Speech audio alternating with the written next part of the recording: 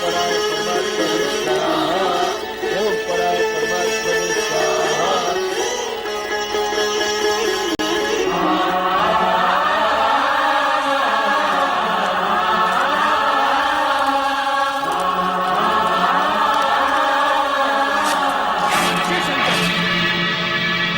यहाँ बैठे समस्त सम्मानित व्यक्तियों ने मुझे आदर देने हेतु अपने मस्तक झुकाकर मुझे प्रणाम किया, किंतु तुमने मेरे अपने जमाता होते हुए भी मेरी ओर देखा तक नहीं। राजन, मैं इस पवित्र प्रयोजन में यज्ञ अग्नि की ओर देख रहा था, जो किसी भी व्यक्ति विशेष से अधिक वंदनीय है। असत्य, अब तुम इस योग्य ही नहीं रह गए हो कि इस यज्ञ की पवित्र अग्नि को अपनी आंखों से भी स्पर्श कर सको। भूतों पिशाचों से सेवित होकर तुम्हारे वेदों कर्म लुप्त हो चुके हैं। अब तुम मात्र शास्त्र विधि की अवहेलना और नीति मार्ग को कलंकित करने वाले पाखंडी, दुष्ट और पापाचारी पुरुष मात्र रह गए हो। मैं को श्राप देता हूँ कि शमशान में निवास करने वाले उत्तम कुल और जन से शिव शंकर को इस यज्ञ से भस्म कर दिया जाए और देवताओं के साथ इसे यज्ञ का कोई भी भाग न दिया जाए।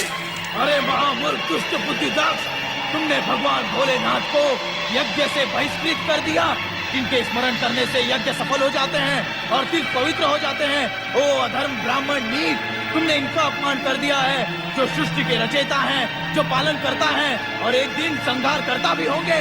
हे शिवगणों, तुम सबके सब इस यज्ञ से बहिष्कृत हो जाओ। तुम सबके सब नीच और पाखंडी हो। सिर पर जटा, शरीर पर वस्त्र और हड्डियों के आभूषण पहने वस्त्र, तुम मद्यपान में आसक्त हो। ये मेरा श्राप है, श्राप है। ओ मूर्ख दक्ष, तुझे शिव तत्व का तनिक भी ज्ञान नहीं। तुझ जैसे अहंकारियों ने ही महेश्वर का उपहास किया है। इसीलिए शिव तेज के प्रभाव से मैं तुझे श्राप देता हूँ कि तुझ जैसा ब्राह्मण वेद ज्ञान से वंचित हो जाए, तू तत्व ज्ञान से विमुख हो जाए और तेरा मुख पशु समान हो जाए। नंदी, तुम्हें इस प्रकार क्रोधित नहीं होना चाहिए। तुमने व्यर्थ ही ब्राह्मण कुल को शाप दे डाला। जहां तक मेरा प्रश्न है, मुझे तो किसी भी प्रकार का कोई शाप छू भी नहीं सकता। तुम तो ज्ञानी हो नंदी।